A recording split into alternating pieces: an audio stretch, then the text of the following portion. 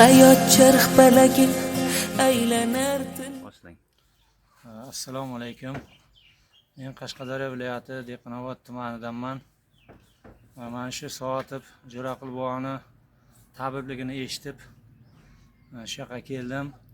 Menga o'pka va zamburug' bor, operatsiya bo'lasan degan tashxis qo'yilgan.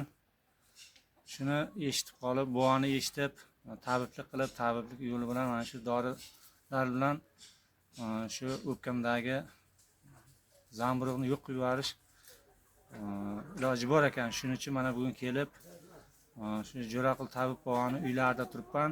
Dorilarni oldim, nasib bo'lsa 15 kun 20 kun ichib yana bir kompyuterni tomografiyaga tushaman. O'rtadagi bo'ladigan o'zgarishlarni doktorlar ham ko'radi. Bu yoqqa ham olib ko'rsataman, nasib bo'lsa olib kelib. Katta umid bilan kelganmiz. Nasib bo'lsa shu buvamiz umrlari uzoq bo'lsin, kasblariga baraka bersin. Shu nasib bo'lsa dorilarni olib, nasib bo'lsa endi qaytamiz. Shu ichib ko'rib, mana shu katta umid bilan kelib turibmiz mana. Nasib bo'lsa 15-20 kundan keyin yana qayta nima qilamiz? Video qilamiz. Video qilib, ana chiqqan analizlarni olib kelib doktorlarga ko'rsatib, mana buvaga ham ko'rsatib, tabib buvaga farqini bilamiz-da keyin. Xudo xolasa. Xudo xolasa. Mayli, rahmat. Boshlang, buva. Assalomu alaykum, hurmatli azizlar. Men mana Qashqadaryo viloyati Dehqonobod tumani Oqtash qishlog'idanman. Sil kasalligi bilan og'rib, oxirida davo topilmay doktorlar javob berishdi. Keyin Jo'raqul ota Soatibni tavsiyasini eshitib murojaat qildik.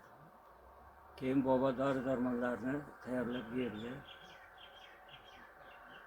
4-5 kurs dori ichgandan keyin sog'lig'im juda yaxshi bo'lib, hozir mana 3 yildan buyon tinch, hech qanday og'riqsiz bemalol ishlar bilan shug'ullanib yuribman. Hozir ham mana huzurga kelib, maslahat olib o'tiribman. Yaxshi ahvol. Hech qanday bir yolg'onni yomon bo'lag'asi yo'q. Faqat bunday bildirib yuramiz bolalar. Umrni Alloh bergan umrga umr qo'shib berdi. Boshqa nima deymiz, hammamizga ishonarli tabiiy.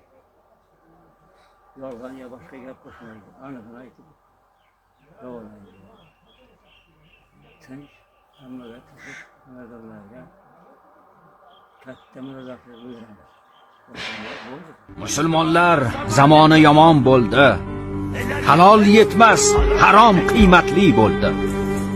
O'qilgan Qur'onga quloq tutilmas, shaytonlar semirdi, quvvatli bo'ldi. Harom bilan xamir tutdi dunyoni.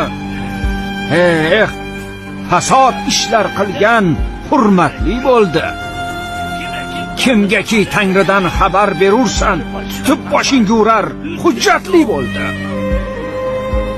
Shogird ustoziga xarxasha qilar, o'g'il ota bilan izzatli bo'ldi. Faqirlar miskinlikdan tortdi qo'lin, ko'ngilni yiqqanlar haybatli bo'ldi.